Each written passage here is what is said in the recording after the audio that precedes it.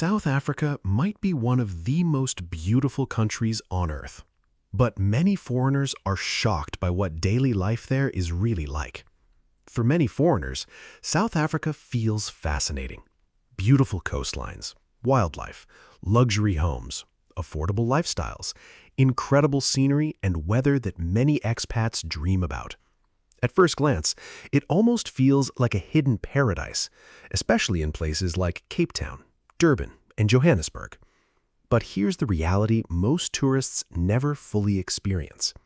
Living in South Africa long-term as a foreigner can feel completely different from visiting, because behind the stunning views and luxury neighborhoods, there are also serious realities, and a lifestyle that can feel amazing one moment and stressful the next. Some foreigners absolutely love South Africa and never want to leave. Others leave after realizing daily life feels more complicated than expected. So what is it really like living in South Africa as a foreigner? And by the end of this video, you'll understand why South Africa is one of the most loved and most debated countries for expats. The advantages. The cost of living. As of 2026, the overall cost of living in South Africa is approximately 53% lower than in the UK, with housing costs being notably more affordable. Rent prices, for example, are about 176% higher in the UK than in South Africa, 53% lower than the United Kingdom. Not slightly cheaper, not a modest saving, more than half the cost. And this is before accounting for the lifestyle upgrades that your money makes possible. Because the gap between what your money buys in South Africa and what it buys at home is not just quantitatively larger, it is qualitatively different. A 3-course meal for two at a mid-range restaurant might only set you back around 300 Rand, roughly $20. A month's rent for a 1-bedroom apartment in the city center could be as low as 6,000 Rand, about $400. Groceries in South Africa are much cheaper than in the UK. Often less than half the price. The average cost for a basket of staple items was around 422 Rand. The natural environment. South Africa's natural environment is not just scenery. For the people who live there, it is the daily backdrop, the weekend destination, and the primary source of the ongoing sense of wonder that makes South Africans and long-term expats describe their country with an almost evangelical enthusiasm that outsiders find bewildering until they experience it for themselves. The people, culture, and Ubuntu. Ubuntu, roughly translated as "I am because we are," or the understanding that human identity is fundamentally relational, that personhood is expressed through and depends on community, is not just a philosophical concept in South Africa. It is a lived daily reality in the way strangers help each other, in the way communities support their members. South Africans are known for their warmth and hospitality, making it easier for expats to feel at home.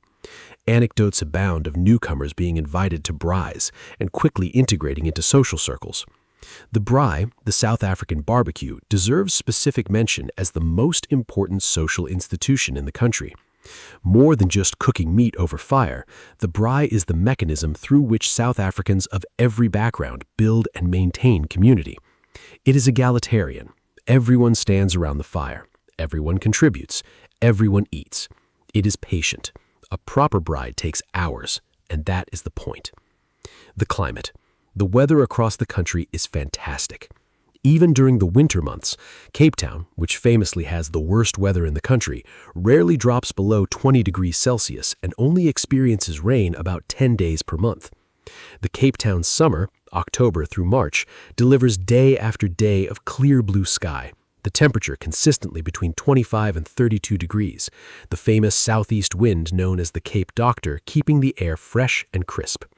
For retirees from the United Kingdom, the Netherlands, Germany, or the northern states of the US, countries where gray skies and cold winters are the dominant seasonal experience for half the year, the psychological impact of consistent sunshine is one of the most consistently reported transformative aspects of moving to South Africa. People describe sleeping better, feeling healthier, and experiencing a general uplift in mood that they attribute directly to the quality and consistency of the light. The healthcare. The public healthcare system in South Africa, the network of government hospitals and clinics that serves the majority of the population, is chronically underfunded, understaffed, and under-resourced in ways that make it genuinely inadequate for the level of care that most Western expats expect and need. Going to a government hospital in South Africa as a foreign resident is not a strategy, it's a last resort. The private healthcare system, on the other hand, is genuinely good. Netcare, Mediclinic, and Life Healthcare, the three major private hospital groups, operate facilities that are modern, well-equipped, and staffed by physicians of genuine competence. Many South African private hospitals have internationally accredited specialists who have trained at leading institutions in Europe and the United States. The honest challenges. Safety and crime. South Africa has one of the highest crime rates in the world. This is not a media exaggeration or a narrative constructed to discourage investment. It is a documented reality reflected in multiple independent data sets, in the experience of millions of South African residents, and in the daily practical decisions that both foreign and local residents make about where to live, how to move around, and what precautions to take.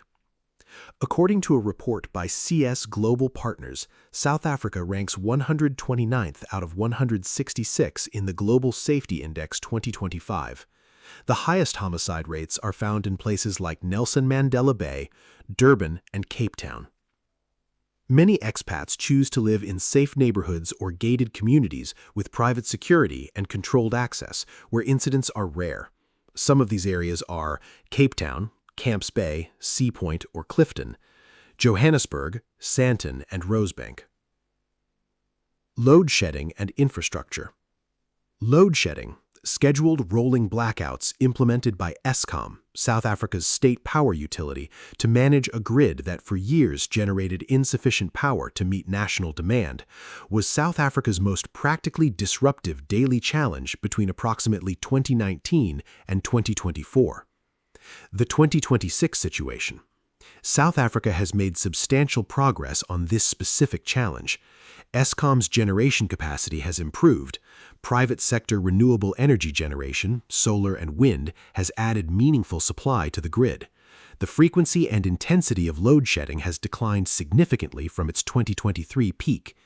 There are periods in 2025 and 2026 where South Africa has experienced extended periods with no load shedding at all. Utilities such as electricity, water, and heating for a standard 85 square meter apartment generally cost around 2,100 rand per month in South Africa. However, electricity prices have been rising, with Eskom customers seeing a 12.7% increase in 2026. Inequality and the ethical complexity.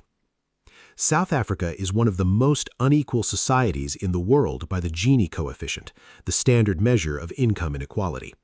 The gap between the economic experience of South Africa's wealthiest residents and its poorest is among the largest of any country that has reliable data. And this inequality is not abstract. It is visible, daily, unavoidably present in the landscape of every South African city. You drive from a security estate in Sandton, beautiful houses, manicured gardens, BMWs in driveways, and within minutes you're on a road that passes a township settlement of informal housing, where families of 5 live in structures of corrugated metal and plywood, where water comes from communal taps and electricity from illegal connections. Both realities are South Africa. Both are visible to every resident every day.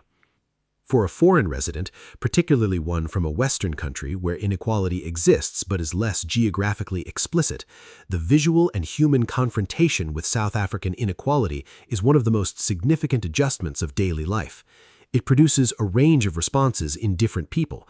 Some become involved in community work and social development projects, finding this engagement one of the most meaningful aspects of their South African life. The best cities for foreign residents. Cape Town is the city that most people picture when they picture South Africa, and it deserves that association because it is, by the consensus of most international quality of life assessments and the testimony of virtually anyone who has spent significant time there, one of the extraordinarily beautiful cities in the world. Cape Town is often mentioned as one of the best cities to live in South Africa, with a relatively low cost of living compared to Western developed countries. Johannesburg, Joburg, Josie, is the city that most foreign corporate expats and working professionals call home. It's Africa's financial capital, the economic engine of the continent, and a city of genuine urban energy, relentless, ambitious, sometimes overwhelming, and for many people, ultimately addictive. The expat community in Johannesburg clusters primarily in the northern suburbs, Sandton, Rosebank, Morningside, Bryanston. For retirees specifically, the small towns of the Cape Winelands, Stellenbosch, Franschhoek, Paarl, represent the closest approximation to European village life with South African advantages. Stone-paved main streets with outdoor cafes and art galleries, mountain-framed valleys of extraordinary beauty, a community of foreign retirees and South African professionals who has left the city, world-class restaurants accessible on a daily basis.